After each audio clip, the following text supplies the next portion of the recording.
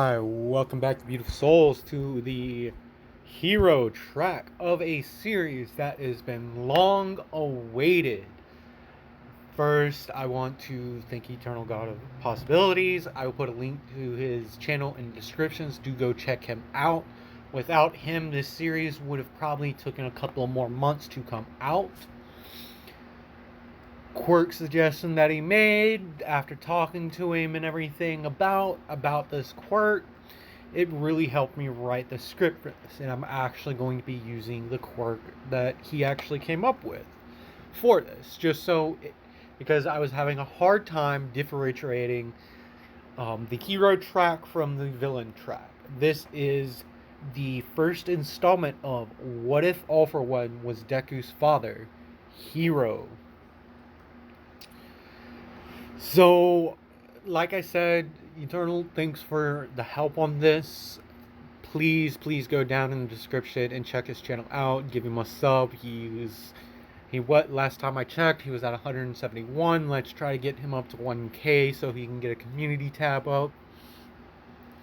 And that being said, you beautiful souls, let's get into our story. Our story actually begins one night as a man about 6 foot in stature, with green hair and green eyes, is walking down the street. All of a sudden, a young woman comes running out of an alleyway with torn clothes, screaming, "Help!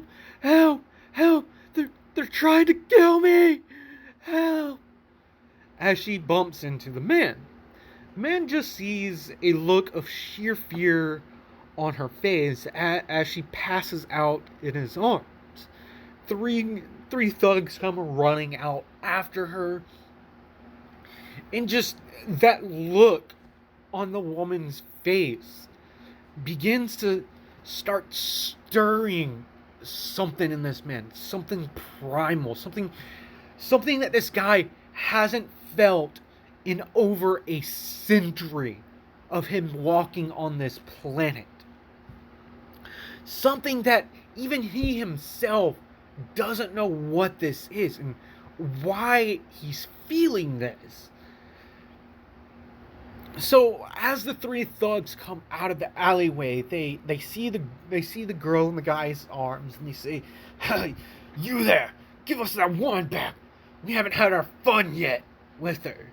And this just sets the man off. They just see this guy's hair, it starts to change to white, and his eyes, they begin to glow red as flames start coming out of his mouth, and he just stares at these three thugs, and they are extremely terrified. He then proceeds to calmly walk over to these gentlemen, and these guys are in utter fear. I mean, they are stuck. They are literally stuck in fear because this guy just grew like another 1.5 feet. And he's like, "Wow, I don't even know why I'm doing this. I should just kill you. But this will be more of a living hell for you." As these black tendrils come out of the man's hand, as they pierce the guys, and they start convulsing, and they drop to the ground. He then calms himself, and he's like, "That was a tasty snack." And then he looks down at this woman, and he's like, "Why couldn't I just left her here? Damn it." So he jumps off, gets to like several streets over, and he sets the woman down on a bench. He changes his hair color back to green and his eyes back to green. And the woman, sorry about that. And the woman, she comes to, and she sees the man, and she's like, don't hurt me. And the man, he's like, what is this? Why? Why, why is she so good? I'm not gonna hurt you. Those guys, what were they doing to you? Asked the man in a somewhat agitated voice as he proceeds to pull his coat off and toss it to her. And saying, put this on. And then she says, they were trying to but then when I used my quirk, it cracked one of them against the head. They were gonna kill me. The man breathes out and he slowly approaches her and he puts his hand on her shoulder. He's like, no one's gonna harm you. And again, like, in his mind, all of his senses are telling him to run, get away from this woman. What are you doing? Idiot! You just, that bastard, he's come back to the dang country. You shouldn't be getting involved with someone like this. Sorry about the interruption. So, he, all of his everything inside of him, but just that feeling, something he hasn't felt in over a century, just is stirring inside of him. So he asks for the woman's name, and she says, my name's Inko. And the man's like, what's your family name? Just Inko. I grew up in an orphanage. My last name is Doe. I don't really have one. You can call me Hasashi Midoriya, says the man. And she's like, thank you for saving me. And he gives her a business card, and he says, once you've come, I'll find you. I've gotta go. And he just dashes off, and Inko can just see flames starting to come out of his mouth as he's running away.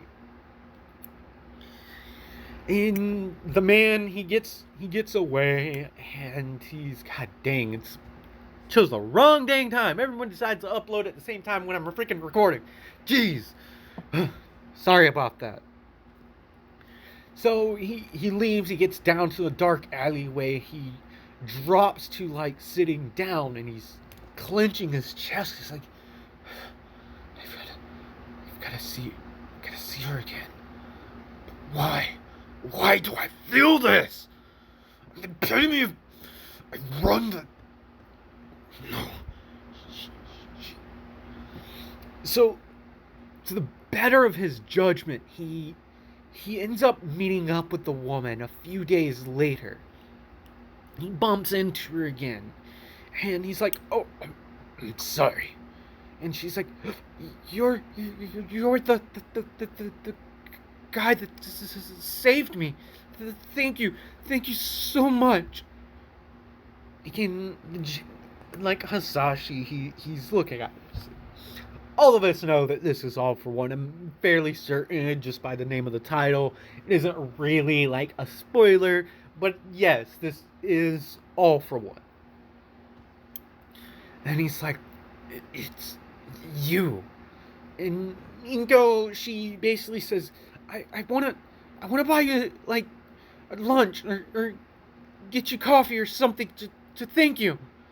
And All for One, I'm gonna use Hasashi for this whole episode. So if I'm saying Hasashi, you know it's All for One. So Hisashi, he's like, you don't have to, really. Not the type of guy you should probably get involved with. And Inko basically like grabs his arm and is just looking at him with those doe eyes and says, "Please, please, at least let me buy you like a coffee if you don't want to have lunch." And again, that feeling in his chest, like, and then his instincts are telling him to run, but just something inside of him, a feeling that he hasn't felt in over a century. Like, better of his judgment, he agrees. This happens a couple more times, and eventually, them running into each other. Like, Hisashi, he keeps coming back to this neighborhood, and eventually Inko like asks him, like, "Are you stalking me?" And Hisashi's like, "No, I and Inko kind of laughs, and she's like, "I was just kidding. You know, if you wanted to see me, all you had to do was get my number before." As she like scribbles something down on a piece of paper and shoves it into his chest, Sashi like he's like, "I would kill people for less than this. Why? Why do I feel the need to protect this woman? Damn it!" And his mind is screaming. So over the next year or so, he's hiding this from his associates in the underground. And over this year, he truly comes to really care for this woman. They officially become a couple, and a few years later, they end up getting married. And Inko is ecstatic. She has a family, even though it's a family of one right now. And Hisashi, she over the few years, she's learned that Hisashi puts. He's said he comes from family. He's a trust fund baby, but he doesn't like telling people that. Inside of his mind at this point, he's like, "Run! If she finds out you're lying to her, she's gonna hate you. Just run, get away from her." So Inko, she'll know Hisashi's better off than most people. In her mind, she's like, "Wow, I found a really amazing man, and he doesn't judge me for having a weak quirk."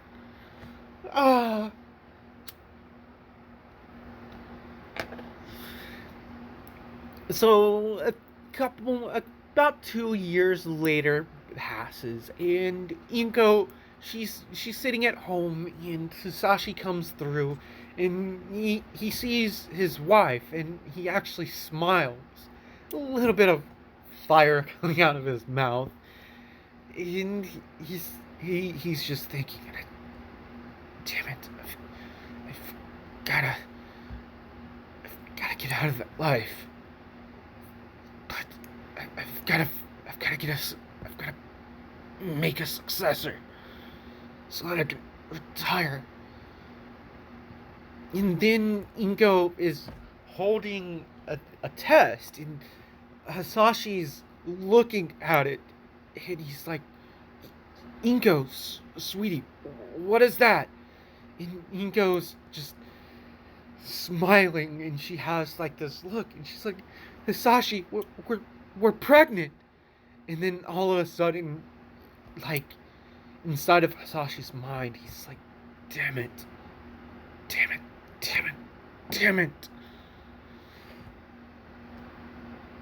He begins to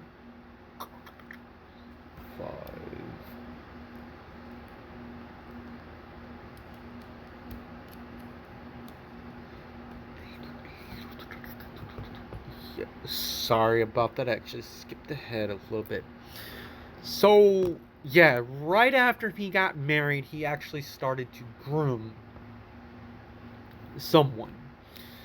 And Hasashi, all for one, he find he basically finds Tomura and starts raising him to like be his successor so that he can retire. Sorry, I skipped over a part in my notes. So we cut back to Inko telling Hasashi slash All for One that she's pregnant. And about 9 months pass, little Izuku Midoriya is born, the birth of a hero. As All for One, Hasashi is holding this child in his hands in the hospital. He's looking at his wife, and then he's looking at the child, and he's like, I can't do that.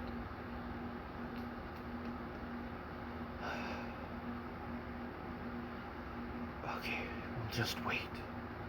Wait a couple of more years. A few more years, just 9 more years. 9 more years, and I can leave that life behind. So, like in canon, Izuku, he grows up. He grows up, and it gets to about around when he's about 5 years old. Hasashi, just by the temptation of stealing other people's quirks, he basically spends all of his time now over, quote unquote, overseas working. And each month, Inko does get a sizable amount of an allowance to help with the household and to help with Izuku.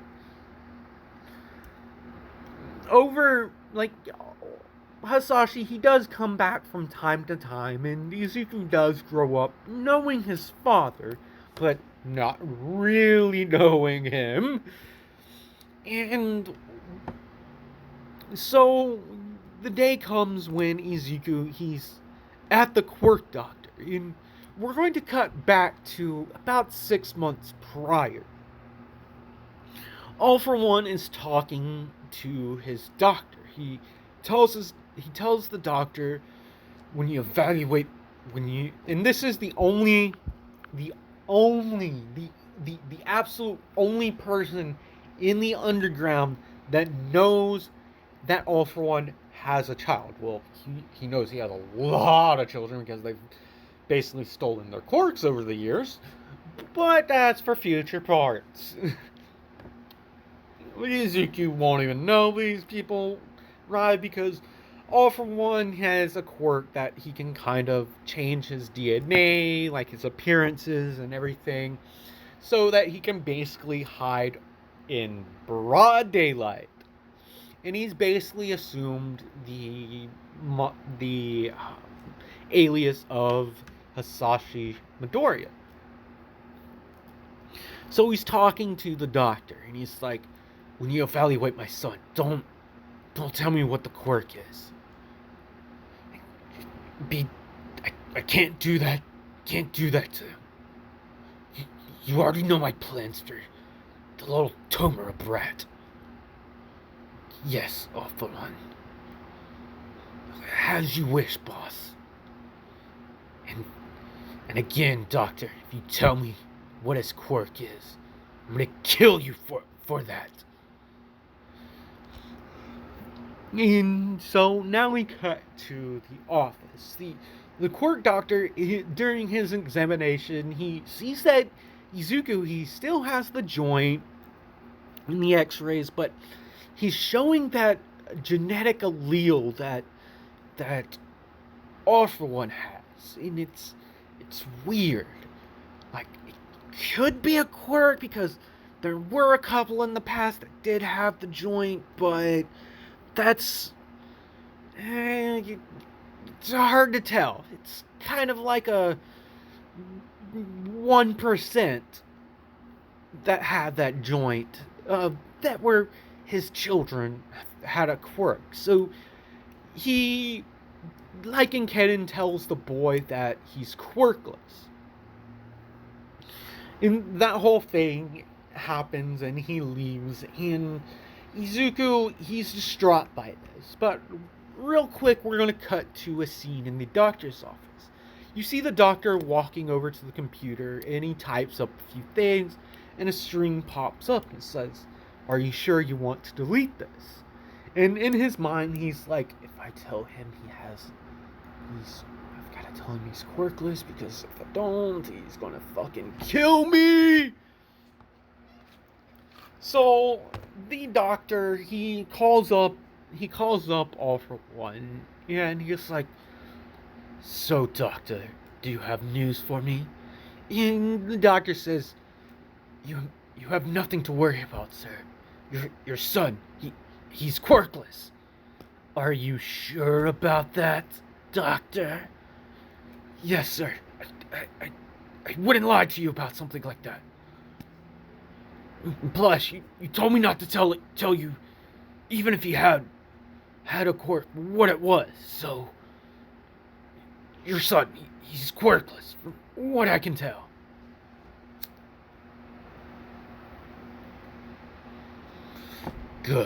Good.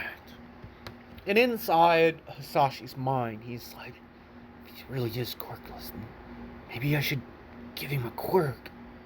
I mean, no one would really notice. I could give him the fire-breathing quirk, and possibly like regeneration, so he doesn't burn his throat. I mean, it would make sense because Hasashi Midoriya has a fire-breathing quirk, and that's noted, so...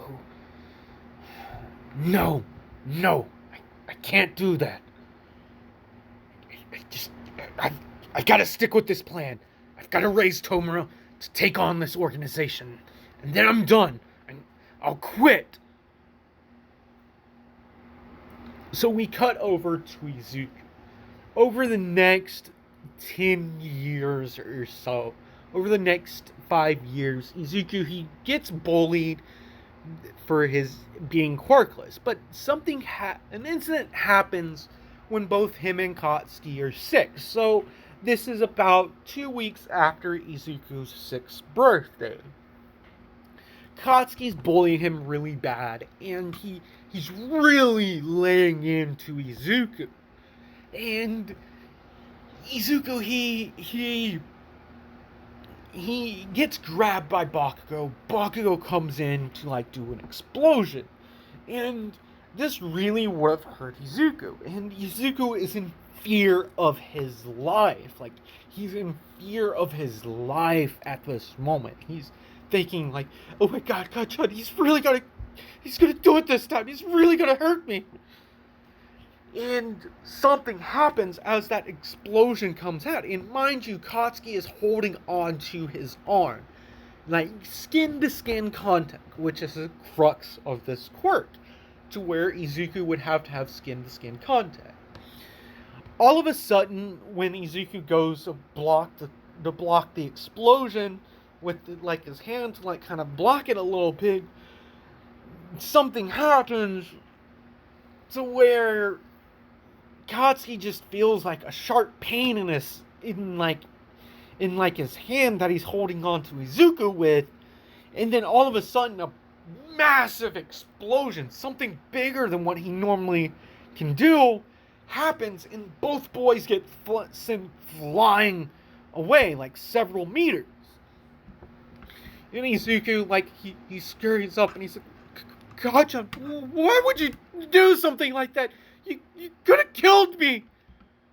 As Izuku runs away, and Katsuki's just sitting there crap, did my quirk get stronger?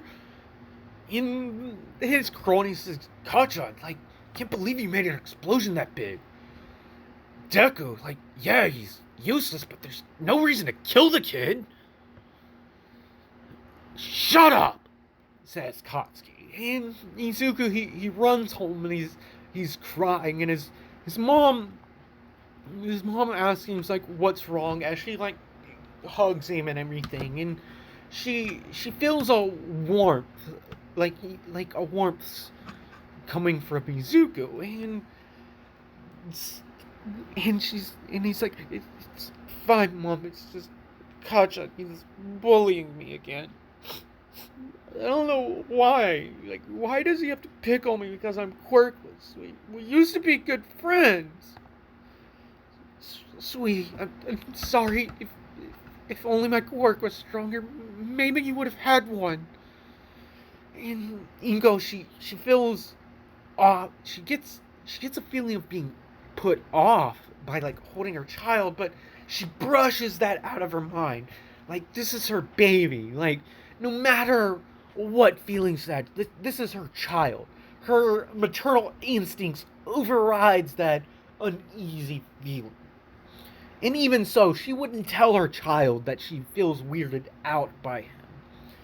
So over the next 9 years, Izuku, kids will bully him still, but about 4 more years into this, Izuku's about 10. Multiple things will have happened over these years. Hisashi has stopped coming like home, and he does still call Izuku once, like at least once a week. He spends a couple of hours talking to Izuku on the phone, and Hisashi really, really, really cares for his family. Yes, I know, All For One doesn't care about anyone. Trust me, I know, but for this story to work, this is how we're developing this. All For One is truly set on retiring. But over these past 4 years, Izuku, like, kids would bully him, and when they would touch him, they would just feel off-put by him. Except Koski. Every single time he touched Izuku and he felt that, it just made him more angry. Like, more visceral in, like, what he would say to Izuku. And it stopped. They've slowed down over this time of physically abusing, like, assaulting Izuku and bullying him. And it's more psychological bullying that they do to Izuku. But something happens about around when Izuku's 10. The fight with All For One and All Might happens like in canon. All For One gets his face completely fucked up, and the quirk that he uses to change his appearance won't fix that. So All For One is just in the thing with the doctor. He's like, crap! Fucking man! He took it away from me! He took the life that I could have had! I'm gonna end him! I'm gonna end his career! I'm gonna make sure the symbol of peace dies! But I can't. So he calls Inko up, and he tells Inko that he thinks they should get a divorce, and he just doesn't want to be in her life or Izuku's life anymore. They're just a burden to him. His son, he's freaking useless. He's quirkless. And inside, All For One, it's breaking his heart having to say this. Inko is crying in. She's like, Hisashi, but I'm sorry. I'm sorry my quirk is weak. I'm sorry I gave you a useless son.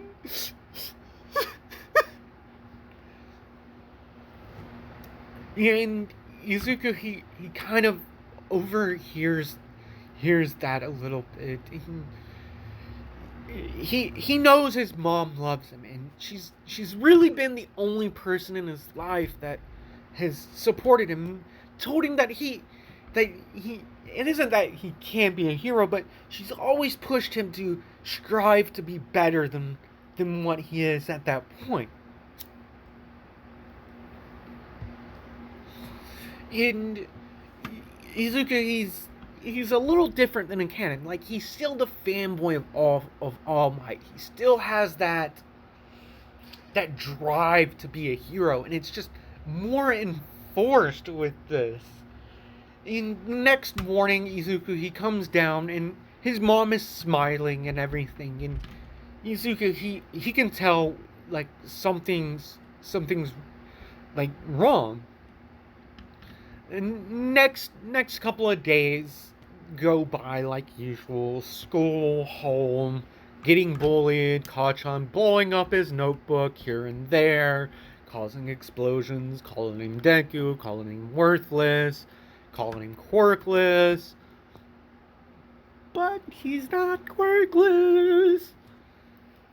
So Inko, after a week of the phone call with Hisashi, she meets up with the lawyers, and they bring out like paperwork, and she's reading through it, and she sees like a one time, like, and it says, upon signing this you agree that this money,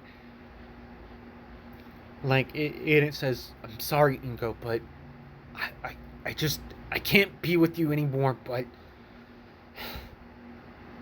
I still, I'm sorry for what I said about Izuku. I hope this little bit of money will at least keep you guys going until he's at least out of college. And when Inko reads it, she's like, huh? What? And mind you, she knew Hisashi, well, in her mind, Hisashi had money. And what the number she sees is basically the equivalency of 10 million USD in our current time. So Inko Midoriya and Izuku Midoriya will have, they'll be good. Like, Inko won't have to worry, but she's like when she comes to, like, a tear is coming down her face, and she's like, Sashi, I don't know what it is, but I know you didn't mean that. You wouldn't have given us this if...